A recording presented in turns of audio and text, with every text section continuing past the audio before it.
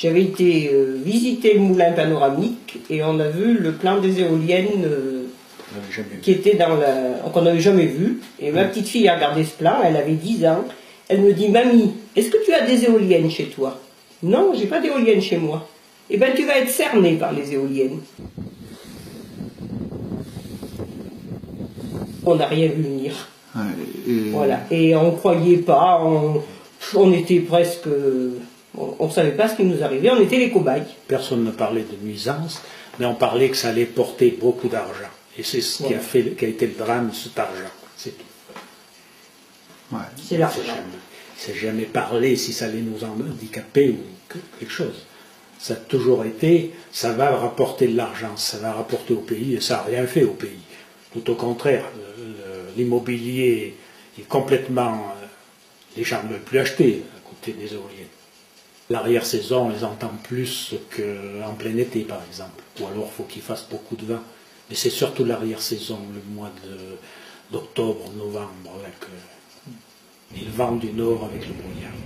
Et quelles sont les nuisances que vous avez en particulier, par exemple? Eh ben, on a les nuisances du bruit. Aujourd'hui, vous entendez un petit peu, mais le samedi, pas ce samedi, le samedi 21, toute la journée, ça a été affreux. D'ailleurs, je me demande pourquoi j'ai pas fait l'effort d'appeler la gendarmerie. Parce que j'ai appelé plusieurs fois la préfecture. La préfecture donne le suivi au sous-préfet. Le sous-préfet, il veut pas bouger. J'étais quelqu'un qui vivait beaucoup à l'extérieur. Je ne conçois pas ma vie autrement. Mais maintenant, les jours où les éoliennes tournent, quand je peux, je reste dedans. Je pense que ces machines qui tournent au-dessus des gens envahissent la vie des gens, leur espace, leur univers sonore, visuel et par bien d'autres effets, et créent comme une sorte de harcèlement parce qu'on ne peut jamais s'en sortir. Partout elles sont présentes, même si c'est par moments faible, en bruit, et ça crée une fatigue, un stress, une fatigue nerveuse. Moi, je suis à 750 mètres des éoliennes. D'une 3 MW, c'est ça? D'une 3 MW, oui. D'une 3 MW. Quand même de 3 MW. Alors qu'au départ, on nous avait dit que c'était que des 2,5. Là aussi, on a été trompé, quoi. D'accord. Et au niveau, par exemple, du bruit, l'autre jour, votre épouse me disait que dans certaines circonstances, le bruit pouvait être assez impressionnant. Ah ben, le bruit, c'est suivant le temps, bien sûr. Bon, si c'est ensoleillé, le bruit s'en va. Bon, on l'entend un peu moins. Mais si vous avez du brouillard, si vous avez de la neige au sol, du givre, les pales givrées, par exemple, alors là, c'est infernal. Vous les entendez, on dirait le bruit d'un train qui passe, le bruit d'un... c'est carrément infernal. Et ça, c'est à toute distance jusqu'à 1500 mètres. Hein.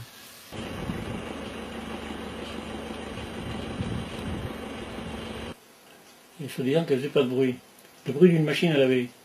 Là, elle tournait tout à l'heure, on n'entendait pas. Hein. Et le bruit d'une machine à laver, on aurait dit ça ne fait pas de bruit, quoi. Une machine à 500 mètres, une machine à laver, on n'entendra pas. Hein. Et puis, le projet est arrivé, on a été convoqué une fois à la mairie, enfin à la salle des fêtes. Le projet était sur la table, j'ai demandé où étaient les éoliennes. La position, le projet était sur la table et on nous a dit qu'il n'était pas fait.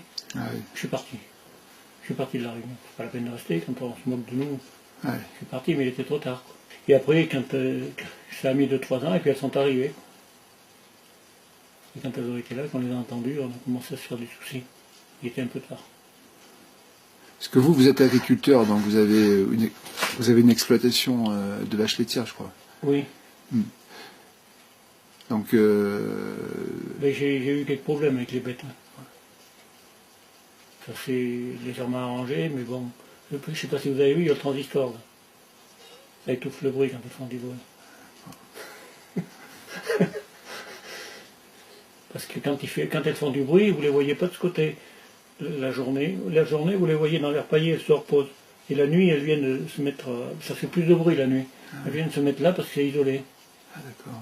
Les vaches se mettent à l'abri du bruit. Du bruit, oui, parce que de l'autre côté, c'est infernal, quoi. J'ai fait constater par la DAS, hein. Absolument.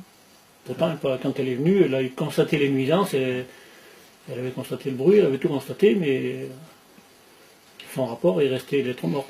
J'avais pensé vendre, moi. Ouais. J'ai pas pu vendre. J'avais vendu, mais quand ils ont vu les éoliennes plantées, j'avais vendu, la promesse de vente était avant les éoliennes. Après les éoliennes, c'était fini. Hein. Personne ne plus voulait de rien. Hein. Ils ont la responsabilité juridique, et ça, ils le découvrent après. Et face à eux, ils ont des multinationales surpuissantes, richissimes.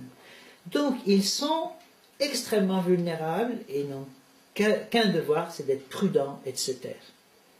Parce que ils sont dépendants de ces sociétés et ils ont cette énorme machine qui les écrase, mais qui est très menace. Ils ont là vraiment toute la responsabilité. Je pense que la plupart le découvrent après et sont extrêmement gênés et donc sont tenus de se taire. Moi je pense que beaucoup de gens vivent vraiment dans la crainte. Ceux qui n'ont pas les machines ont les nuisances, mais ils ont gardé la liberté. Je pense que dans certaines communes, il y a un poids considérable.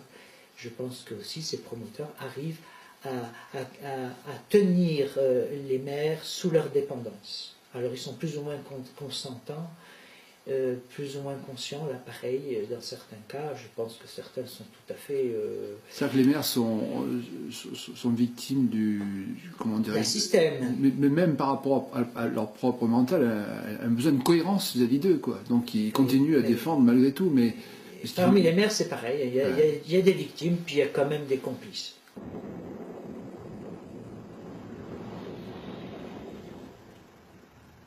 Votre famille a souffert aussi. Ah ben j'ai ma mère qui a 87 ans, il y a des nuits elle n'a pas dormi. Hein. Quand ça fait du bruit, du vent du nord, là c'est insupportable. Hein. Pourtant, la maison a été conçue, elle a été avant les éoliennes, mais enfin, les doubles vitrages étaient avant. J'entends pas le laitier qui arrive pour pomper devant la porte, et j'entends les éoliennes. C'est bien un monde. Une éolienne à 700 mètres, on l'entend, on n'entend pas le laitier qui pompe devant la porte. Non, mais c'est sûr que les bêtes sont plus sujettes que les gens. Moi, je pense. Beaucoup plus sensibles. Ah oui. Et certains jours, c'est quand elle package à côté, c'est 10% de lait en moins. Et les cellules, là, c'est l'anticorps des mammites, c'est 300 000 cellules à peu près. Ah oui, les cellules, elles suivent bien le... Ah oui, mais ça suit le jour où elles font des bulles. Ah ouais. Elles suivent le vent, c'est-à-dire que le bruit suit le vent et elle aussi. Ouais. Donc vous pouvez y aller, s'il y a un contrôle du vent du nord, moi j'ai des cellules. Ouais. Le lendemain, s'il y a un vent d'ouest... Qu'est-ce que ça s'appelle les cellules? C'est l'anticorps des mammites et des infections de la mamelle. Ah d'accord. Et le lait, il est payé en fonction de ça. Ils ont fait une étude de bruit, là. Ils avaient mis devant la porte, là, le micro. Là. Ouais, devant la porte, là, juste devant la porte, là. Et là, c'est la seule semaine où j'ai bien dormi tranquille. Elle était arrêtée, elle tournait, mais elle ne produisait pas de courant. Il ne faudrait pas que le promoteur soit averti. Et là, il y aurait des surprises. Parce que dès qu'ils savent et des machines tournent en fonction de ça. On a fait une étude de vibration dans la maison, là. Vous êtes bien au courant. Oui. On a fait une étude de vibration, on peut poser la ventouse sur n'importe quoi, sur un carreau, sur la table, sur les lits, sur les armoires, tout vibre. L'appareil est bien fou. Je crois qu'il faut vraiment le dire, partout on a des gros soupçons d'enveloppe. On ne les voit pas bien sûr, mais on en a quelquefois des traces, hein, on dit que ça n'a pas d'odeur mais quand même. Par contre, on a des preuves, enfin pour nous, associations, parce que les promoteurs ont fait souvent des propositions, des membres d'associations qui ont refusé. En fait, c'est par ceux qui ont refusé les propositions qu'on sait que les propositions sont très fréquentes. Comme toujours. Voilà. Si personne le dit, si personne... il faut se mouiller à un moment ou à un autre, parce que sinon ça ne fera pas avancer le public. C'est pas dit qu'il y ait beaucoup de choses qui avancent aussi, mais au moins on n'aura pas le regret de s'être pas battu.